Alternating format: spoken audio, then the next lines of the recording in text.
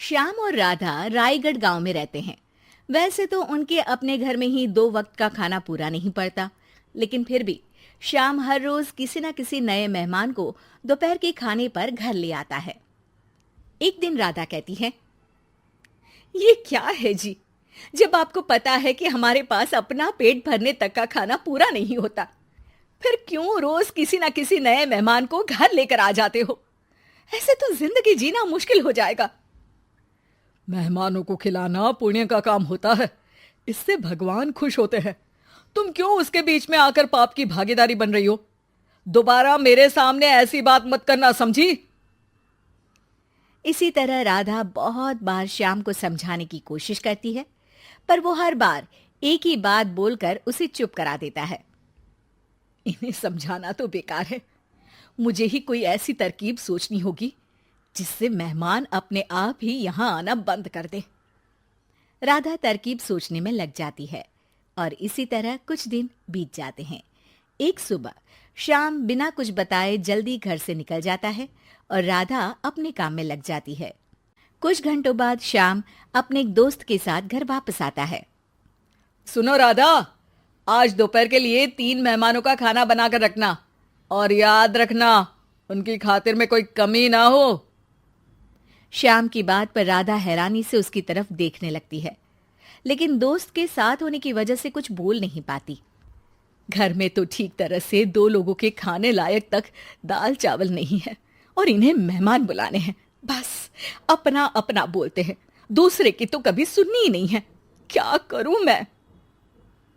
राधा क्या करूं क्या नहीं की उलझन में फंसी ही होती है कि उसके दिमाग में एक तरकीब आती है, जिस पर वो श्याम और उसके दोस्त के घर से बाहर जाते ही रसोई में से सिलबट्टा निकाल कर लाती है। अब मुझे मेरे ये साथी ही इस मुश्किल से बाहर निकालेंगे। राधा सिलबट्टे पर रोली, चावल और हल्दी डालकर उसे मेहमानों के बैठने की जगह पर ले जाकर रख देती है। कुछ ही देर में वो तीनों मेहमान भी घर पहुंच जाते हैं। आइए जी, पधारिए, हमें आपका ही इंतजार था। जी शुक्रिया। श्याम भाई कहाँ हैं? वो ना बस आते ही होंगे, तब तक आप बैठिए ना। जैसे ही वो तीनों अपनी जगह पर बैठते हैं तो सामने पूजा किए सिलबट्टे को रखा देख असमंजस में पड़ जाते हैं। और बहन, ये सिलबट्टे की पूजा कर इसे यहाँ क्यों रखा है? क्या ये आपके यहाँ का कोई रिवाज है? अरे नहीं नहीं, वो तो मेरे पति की मन्नत है, इसलिए पूजा की है। हैं? सिलबट्टे पर कैसी मन्नत? मेरे पति ने मन्नत ली है कि वो अपने मेहमानों को खाना परोसने से पहले इस सिलबट्टे से 3 बार उनके सिर पर मारेंगे। राधा की ये बात सुन तीनों मेहमानों के चेहरों की हवाइयां उड़ जाती है, जिसे देख राधा मन ही मन हंसती हुई उन्हें दिलासा देते हुए कहती है, अरे आप लोग फिक्र मत कीजिए, ज्यादा तेज नहीं मारेंगे, बस 3 बार जरा सी थपकी। और ये सुनते ही तीनों मेहमान डर से कांपते हुए तुरंत अपनी जगह से उठ खड़े होते हैं। अरे अरे, आप सब उठ क्यों गए? मेरे पति बस आते ही होंगे, फिर सब साथ में खाना खाइएगा। अरे जी नहीं, हमें कुछ नहीं खाना। ये कहकर तीनों मेहमान बिना एक पल की और देरी किए घर से बाहर भाग जाते हैं, जिन्हें जाते हुए घर के अंदर आता श्याम देख लेता है। अरे वाह राधा, उन तीनों मेहमानों ने तो बड़ी जल्दी खाना खा लिया। नहीं ना, बिना खाए ही चले गए। अरे वो क्यों?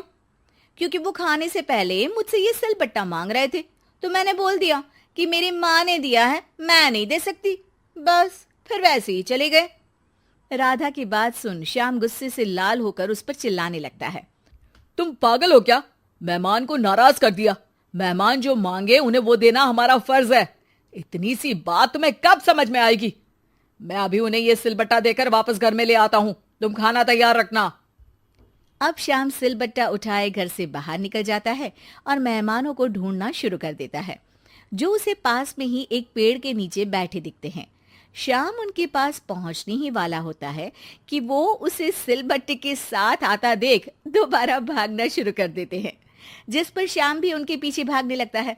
अरे रुको, मैं आप लोगों को ये देना चाहता हूं। अरे आप लोग रुको तो सही।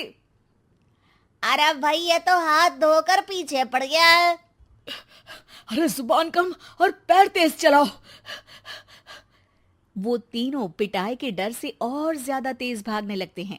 इसी तरह तीनों मेहमान आगे आगे और श्याम सिलबट्टे के साथ उनके पीछे पीछे पूरे गांव में घूमते हैं, जिससे धीरे धीरे गांव में ये खबर फैल जाती है कि श्याम दयालु और उदार इंसान तो है, लेकिन अब से वो किसी की भी मेहमान नवाजी से पहले सिलबट्टे से 3 बार उसके सिर पर मारेगा, जिसके प्रभाव से अब लोग उसके घर खाने पर आना बंद कर देते हैं।